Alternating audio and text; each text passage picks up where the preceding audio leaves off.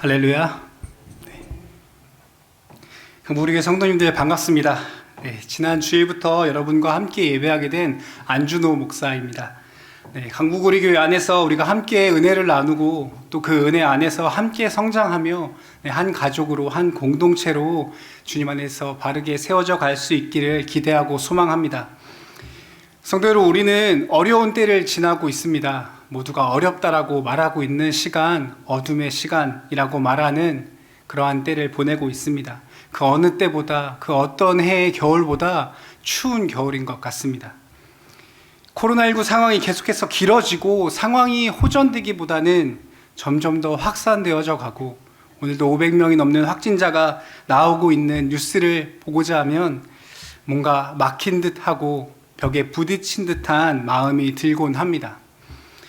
문득 이전의 일상, 1년 전만 해도 이렇지 않았는데 라는 생각이 들기도 하고, 사람들과 만나며 소소하게 누렸던 행복들이 언제였나 기억에서 가물가물해지기도 합니다. 이 비대면 사회 안에서 우리가 얼굴과 얼굴을 대하며 사람들을 만나기 어려워지다 보니 우리 안에 있었던 그 친밀한 관계도 어느덧 소원해진 것 같고, 무언가 계획하기조차 어려워졌습니다.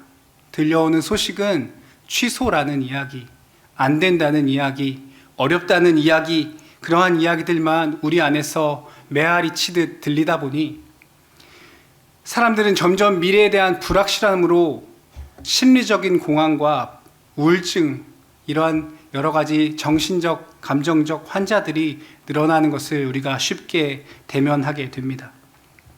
많은 이들의 삶이 무너지고 탄식 소리가 깊어져 가고 있습니다. 모든 사업이 어렵다라고 말하고, 어떤 이들은 IMF 시대에도 이러지 않았는데 라고 말하는 이야기가 들리곤 합니다. 또 내일이면 고3 학생들이 수능을 치러야 하는데 그 마음 가운데 불안함과 분주함이 자리 잡고 있지 않을까 걱정도 됩니다. 이러한 현실적인 문제뿐만 아니라 우리가 코로나를 경험하면서 다시 한번 교회를 향한 시선을 확인하게 되었습니다. 우리가 코로나 이전에 가졌던 교회를 향한 시선과 지금은 많이 달라진 것 같습니다. 저의 부모님의 세대나 혹은 더 나이가 많으신 분들의 세대에는 교회를 다니는 것이 어떤 때에는 자랑스럽다라고 말하는 때가 있었습니다. 교회 다니는 사람이라고 말하면 믿을 만한 사람, 정직한 사람이라는 평가를 받을 때가 있었습니다. 그러나 여러분, 지금은 어떻습니까? 굳이 말하지 않아도 여러분들 잘 아실 거라고 생각합니다. 근데 결코 여러분, 그것이 코로나 때문만은 아닙니다. 우리는 어쩌면 코로나라는 핑계를 두고 수많은 문제가 밖에 있다라고 핑계하려 했을지 모릅니다. 실상은 이미 우리 안에 있는 많은 문제들, 정말 우리가 말하고 싶지 않은, 우리는 이미 알고 있는 그 실상, 사실 우리가 우리의 삶을 통해서 교회를, 복음을, 그리스도를 세상 가운데 온전히 보여주지 못한 결과인 것입니다. 미국의 대부흥사이자 기독교 역사상 가장 많은 이들을 전도했다라고 말하는 D.L. 무디 목사님은 이렇게 말했습니다. 100명 중 1명은 성경을 읽고 나머지 99명은 그리스도인을 읽는다라고 말했습니다. 여러분, 세상은 우리를 통해서 교회가 어떠한 곳인지, 복음이 무엇인지, 또 예수님이 누구신지 보고 듣습니다. 그렇기 때문에 우리는 이러한 때에 코로나에만 문제를, 그 화살을 돌릴 것이 아니라 하나님을 바라며 하나님의 뜻을 구하고 예배에, 또 우리의 마음에 집중해야 하는 것입니다. 우리가 어떻게 세상에 예수 그리스도를 온전히 드러낼 수 있을 것인가? 그러한 관점에서 우리에게 복음의 유창함이 요구되는 것입니다. 근데 여러분, 우리의 예배는 어떻습니까? 우리에게 그러한 복음의 유창함이 있습니까? 지난 주일 우리 담임 목사님의 말씀을 통해서 선포되어졌던 것처럼 우리 가운데 정말 하나님을 경외하는 온전한 예배의 마음이 먼저 있냐라는 것입니다. 우리가 마음에 손을 얹고 우리의 예배에 우리 안에 있는 진정한 복음을 돌아보아야 하는 때인 것입니다. 그래서 오늘 본문 말씀 16절에 보면 이렇게 말씀합니다. 하나님께서는 제사를 기뻐하지 아니하시나니. 여러분, 성경 원문을 따르자면 단지 하나님께서 이 제사를 좋아하지 않다라는 의미로 말씀하시는 것이 아니라 하나님께서는 그 제사와 제물에 관하여 도무지 관심조차 없다라고 말씀하고 계십니다. 여러분, 하나님께서 명령하신 것입니다.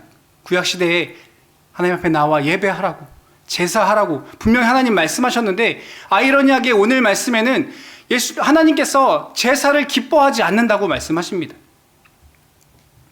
여러분, 구약의 제사 제도가 잘못되었다라고 말하는 것이 아니라 예배의 본질과 목적은 상실한 채 자신의 축복의 수단이나 자신이 갖고 있는 죄로 인한 자신의 마음의 무게를 덜어내려는 일종의 합리화의 수단으로 제사를 악용하는 태도를 하나님께서 지적하고 계신 것입니다. 혹여 우리에게 이 예배를 향한 우리의 마음이 적당히 내 마음 가운데 있는 그 죄악의 그 불편함을 그 예배를 통해서 위안 삼고자 조금은 내려놓고자 하는 그러한 수단으로 삼고 있지는 않은지, 혹은 우리가 예배를 향한 우리의 생각이 주일 예배 1시간 예배당에 모여서 말씀 듣고 찬양하는 것이 그것이 전부라고 오해한다면 오늘 주님께서 우리를 향해서도 이렇게 동일하게 말씀하실 것입니다. 이사야서 1장 12절의 말씀에 보면 이렇게 말씀합니다. 너희가 내 앞에 보이러 오니 이것을 누가 너희에게 요구하였느냐? 내 마당만 밟을 뿐이니라. 여러분, 당시 유대인들은 정한 예식에 따라 또 형식과 습관에 따라 수많은 예배를 하나님 앞에 드렸습니다. 또 그만큼 수많은 제물을 하나님께 드려야 했습니다. 여러분, 그래서 그들은 그 많은 예배, 그 많은 제사, 그 많은 제물을 주님께 드리면 당연히 하나님께서 기뻐하실 거라고 생각했습니다. 여러분, 혹시 우리도 이렇게 생각하고 있지 않습니까? 교회에 자주 나오고 헌금만 많이 드리면 하나님께서 내 예배를 기쁘게 받으시는 줄 착각하고 있지 않느냐는 것입니다. 주일날 교회에 와서 주님 저 왔습니다 하고 얼굴 도장 찍고 가면 예배 드렸다고 우리 마음 가운데 위안을 삼고 착각하고 있지 않은가 하는 것입니다. 여러분, 이러한 것을 주님께서 마당만 밟고 간다라고 말씀하고 계신 것입니다. 혹시 우리의 모습이 그러고 있지 않습니까? 하나님 앞에 정말 그 지성소에 들어가지 아니하고 마당만 밟고 돌아가고 있는 분은 있지 않으십니까? 하나님께서는 제물과 제사가 아니라 예배한 자를 찾는다고 말씀하십니다. 그래서 요한복음 4장 23절 말씀에 이렇게 말씀합니다. 우리 요한복음 4장 23절 함께 읽도록 하겠습니다. 시작. 아버지께 참되게 예배하는 자들은 영과 진리로 예배할 때가 오나니 곧 이때라. 아버지께서는 자기에게 이렇게 예배하는 자들을 찾으시느니라. 아멘. 하나님은 예배하는 자를 찾으신다고 말씀합니다. 왜 하나님은 예배하는 사람을 찾는다고 말씀하시느냐면, 하나님께서는 제사나 제물이 아니라 하나님을 예배하는 사람, 그 사람의 중심, 예배하는 사람의 태도, 그 마음의 깊은 곳을 받으시는 분이시기 때문에 그렇습니다. 여러분, 그렇다면 정말 중요한 것, 하나님이 기뻐하시는 예배는 무엇일까요? 오늘 본문 말씀 시편 51편 17절 말씀에 이렇게 말씀합니다. 하나님께서 구하시는 제사는 상한 심령이라. 하나님이여 상하고 통회하는 마음을 주께서 멸시하지 아니하시리이다. 아멘. 하나님이 구하시는 제사는 상한 심령이라고 말씀합니다. 상한 심령이 무엇일까요? 상한 심령, 상하고 통회하는 마음은 부서져 산산조각난 마음입니다. 존 칼빈은 이 상한 심령에 대해 이렇게 말합니다. 자신의 죄를 스스로 해결할 수 없는 전적으로 무능한 자임을 절감하며 통회하는 겸손한 마음이다.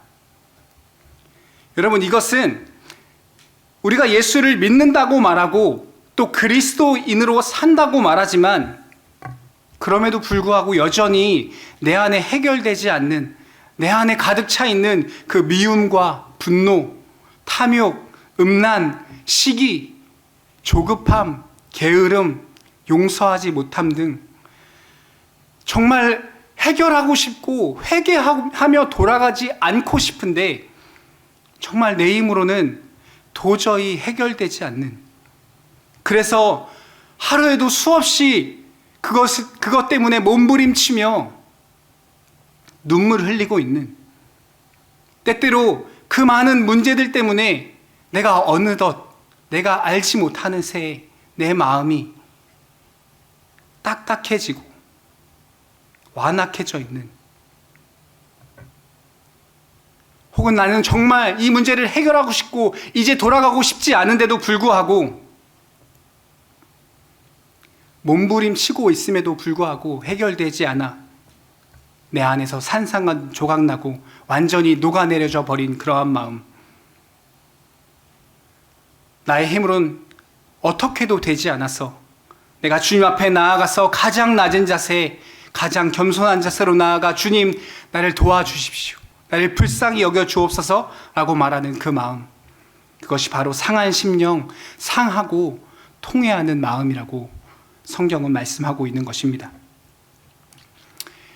오늘 본문 말씀 시편 51편의 말씀은 참회 시라고 말합니다.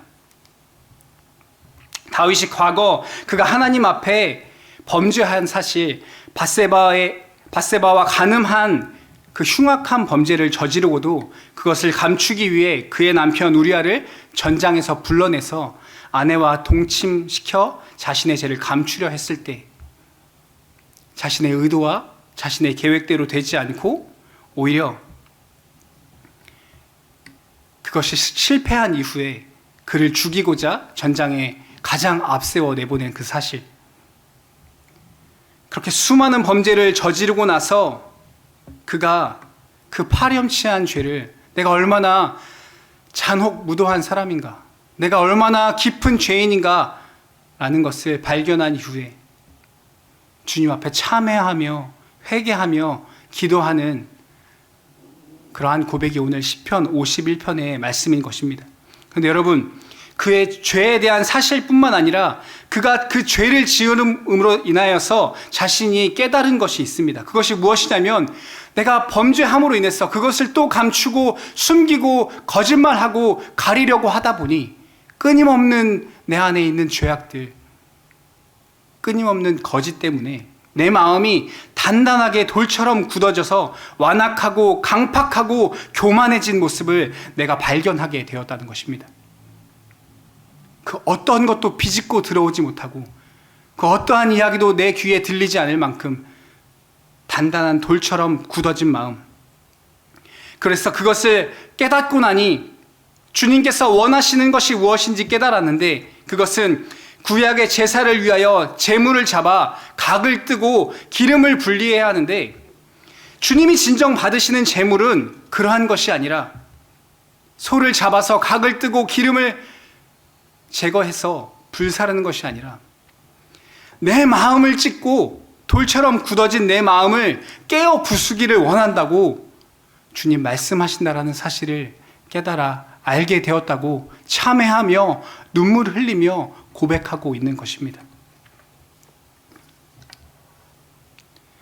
그렇다면 또 어떤 마음이 상한 심령일까? 어떻게 성도님들과 이 상한 심령에 대해 나누면 우리가 좀 더 깊이 이해할 수 있을까? 제가 묵상하다가 창세기 22장의 아브라함의 모습이 떠올랐습니다. 우리 창세기 22장 1절에서 3절까지 말씀 함께 찾아서 읽어보도록 하겠습니다. 창세기 22장 1절에서 3절까지 말씀입니다. 함께 읽겠습니다. 시작. 그 일 후에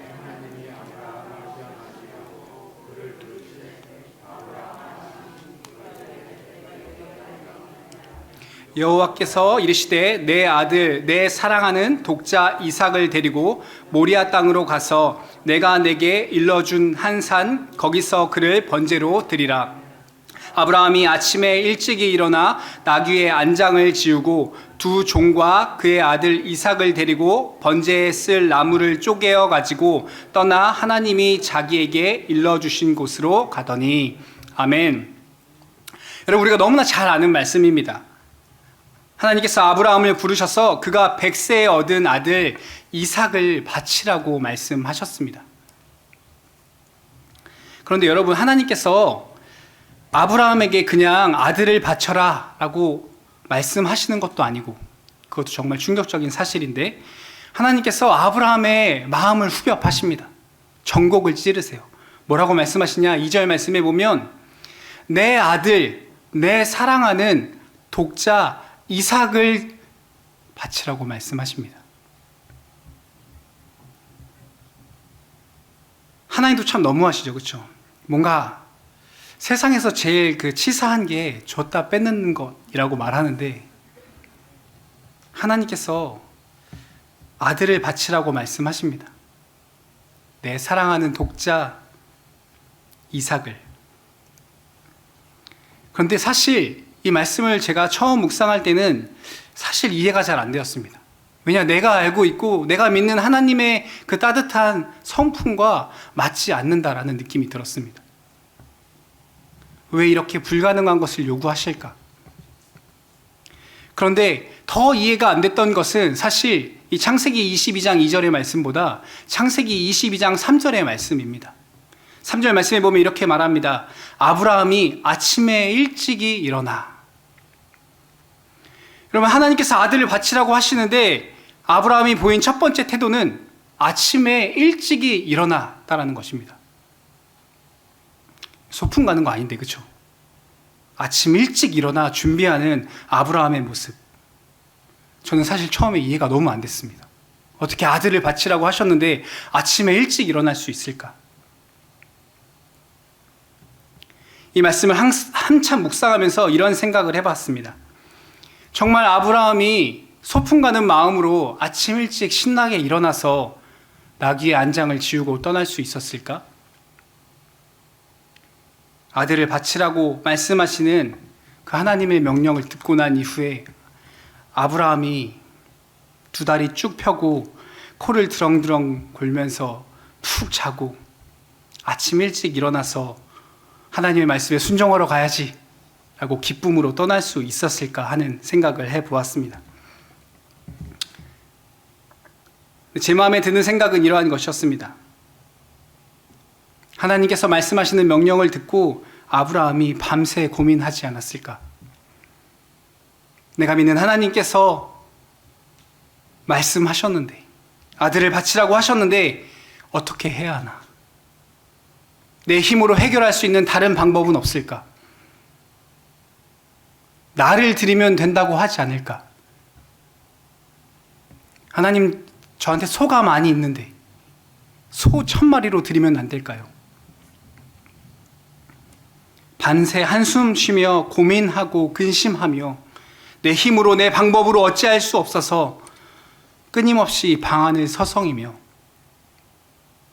번민하고 고민하며 그 마음이 정말 상하고 부셔져서 산산조각 나 있지 않았겠습니까? 하나님이 말씀하신 것이기 때문에 정말 순종해야 하는데, 나는 평생 주님 앞에 순종하고 싶은데 하나님이 말씀하시는 그 명령이 결코 쉽지 않습니다. 여러분, 머리로는 압니다. 또 다른 사람의 이야기라면 그렇게 해야지, 순종하는 게 마땅하지 라고 우리가 말할 수 있을지 모릅니다. 그런데 내 이야기라면, 설령 내 이야기라고 한들 우리가 성경을 통해서 보듯이 그 결과를, 그 나중을 미리 알 수 있다면, 아니요, 여러분, 그 결과를 안다고 해도 아들을 바치는 일은 결코 쉽지 않을 것입니다.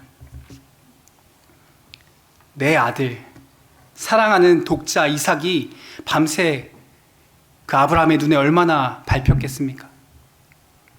그래서 여러분, 밤새 눕지도 앉지도 못하고 안절부절 하다 보니 어느덧 해가 밝아옵니다. 어쩔 수 없구나 라는 마음으로 아침 일찍 자리에서 일어나 길을 떠납니다.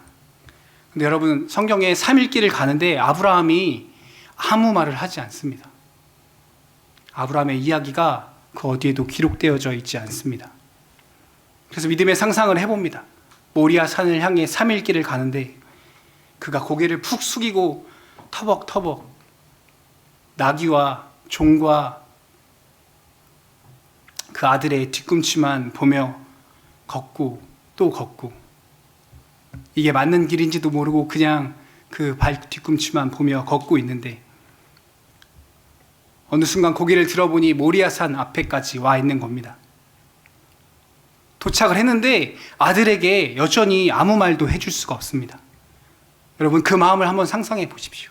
그 아브라함의 마음, 정말 까맣게 타고 애간장이 녹아서 산산조각 나 있지 않았겠습니까? 그런데 여러분, 정말 놀라운 사실은 이러한 순간에 아브라함이 도망가지 않고 불순종하지 않고 그가 내 아들 사랑하는 독자 이삭을 선택한 것이 아니라 예배를 선택했다는 것입니다. 그가 믿음을 선택합니다. 그는 순종을 결단합니다. 여러분, 100세에 얻은 아들 내가 하나님께 바친다라고 말하면 사람들은 늙어서 치매가 왔다고 말할 것이고, 심지어 여러분, 아브라함 스스로도 이해할 수 없는, 아니 믿을 수 없는 일이지만, 내가 믿는 하나님, 나를 불러 내가 너로 큰 민족을 이루고 내게 복을 주어 내 이름을 창대하게 하리라, 너는 복이 될지라 라고 말씀하신 그 전능하신 하나님께서 불가능을 가능케 하심으로 주신 그 아들, 그 귀한 아들인데 하나님께서 바치라고 하시니, 오늘 나는 내가 고향 친척 아버지 집을 떠나 말씀하신 땅으로 처음 떠날 때의 그 마음으로, 오늘 나는 이해되지 않지만, 오늘 내게 내 눈앞에 보이지 않지만 그 전능하신 하나님께서 능히 이 아들을 죽음에서도 다시 살리리라는 그러한 믿음을 가지고 그 깨어지고 부서지고 상한 심령으로 주님 앞에 예배로 나아갔다라는 것입니다. 여러분, 그래서 히브리서 11장 18절 말씀에 이렇게 말씀합니다. 아브라함의 믿음에 대해 그가 하나님이 능히 이삭을 죽은 자 가운데서 다시 살리실 줄로 생각한지라, 비유컨대 그를 죽은 자 가운데서 도로 받은 것이니라. 아멘. 여러분, 아브라함이 이삭을 바치려고 칼을 두는 순간 하나님께서 아브라함을 다급하게 부르십니다. 아브라함아, 아브라함아. 여러분, 하나님께서 그의 믿음, 그의 마음의 중심을 보시고 하나님을 경외하는 자, 하나님을 예배하는 자라고 말씀해 주십니다. 사랑하는 성도 여러분, 예배는 그저 교회라는 예배당 건물에 왔다 갔다 하는 것이 아닙니다. 예배는 우리의 마음을 드리고 우리의 삶을 드리는 것입니다. 하루하루 그 말씀대로 살기 위해, 하나님 말씀에 순종하기 위해 몸부림치는 과정인 것입니다. 그 모든 것이 예배인 것입니다. 우리의 예배는 주일 10시 반에 찬양이 시작할 때 시작하는 것이 아니라, 한 주간 세상 속에서 많은 일들로 지치고 힘들고 피곤하지만 그럼에도 주일 아침 일찍 일어나 예배드리러 가야지 하고 결단한 그 순간 우리의 예배는 시작된 것입니다. 여러분, 어떤 분들은 이 시간에 이 영상으로 예배를 드리면서 예배를 드릴까 혹은 다른 것을 할까 고민하는 그 순간 이미 우리 가운데 예배는 시작됐다라고 말할 수 있는 것입니다. 그럼에도 예배해야지 라고 결단하는 그것조차 예배라는 것입니다. 근데 때때로 우리가 결단하고 결심하지만, 나아가고 싶지만 나아갈 수 없는, 아니 내 힘으로는 정말 어떻게 할 수 없는 상황 속에서 주님 도와주십시오. 주님, 내 힘으로는 어쩔 수 없으니 주님 나를 긍휼히 여겨 주옵소서라고 고백하는 그 마음이 상한 심령이며, 그러한 예배자를, 그러한 마음을 주님 오늘 찾으신다고 우리 가운데 말씀하고 계신 것입니다. 사랑하는 성도 여러분, 주일 예배 한 번으로 우리의 모든 예배가 끝났다고 생각하지 마십시오. 우리는 내일 아침 출근길 버스에서 누군가 어깨 한번 부딪히는 순간, 누군가 실수로 발 한번 밟는 순간, 또 직장에서 내가 불편하게 생각하는 그 직장 상사의 그 가시돋친 말 한마디, 때로는 사춘기가 온 자녀의 냉랭한 눈빛 한 번, 각자의 삶에서 경험하는 그 차갑고 무거운 그 많은 상황들을 우리가 대할 때마다 다른 사람은 경험하지 못하지만 내 마음 속에서는 그 어떠한 전쟁보다 치열한 영적 전쟁이 일어나곤 합니다. 그렇지 않습니까, 여러분? 여러분, 일주일 삶에서, 학교에서, 가정에서, 또 직장에서 일하고 사람들을 대하며 생기는 수많은 문제와 어려움으로 인해 내 마음이 계속해서 굳어져 가고 강팍해질 때, 때로는 이 코로나와 같이 내 잘못도 아닌 이유를 알 수 없는 고난들이 끊임없이 파도처럼 몰려올 때, 혹은 내가 이미 알고 있지만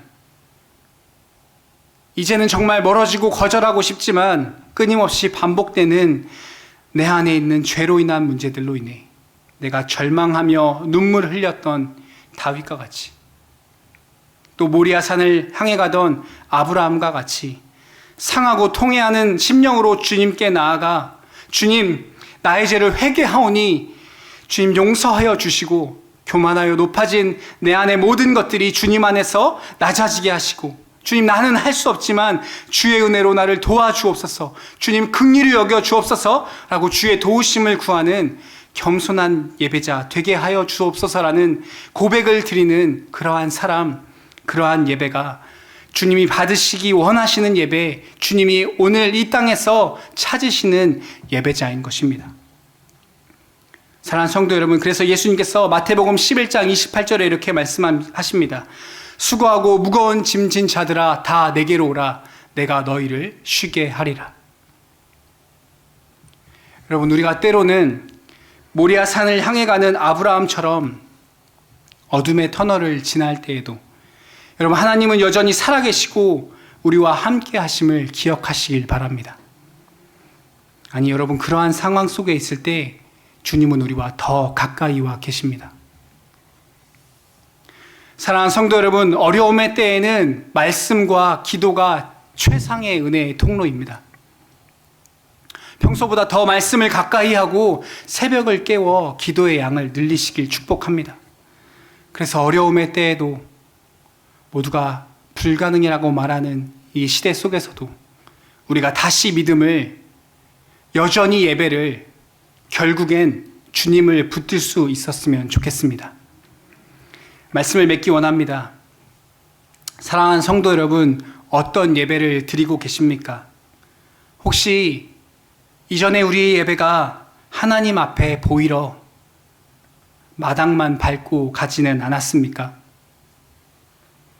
이제는 우리가 예배 안에서 경건의 모양이 아닌 경건의 능력을 경험하고 주님을 만나고 성령의 능력을 체험하며 아버지의 위로를 얻고 다시 세상 속으로, 삶으로 나아가 주님이 보내시는, 또 우리가 주님의 보내심을 받은 제자의 모습으로 담대히 나아가 주님이 찾으시는 예배, 그러한 예배를 드리는 참된 예배자로 그렇게 살아가시기를 예수님의 이름으로 축복합니다.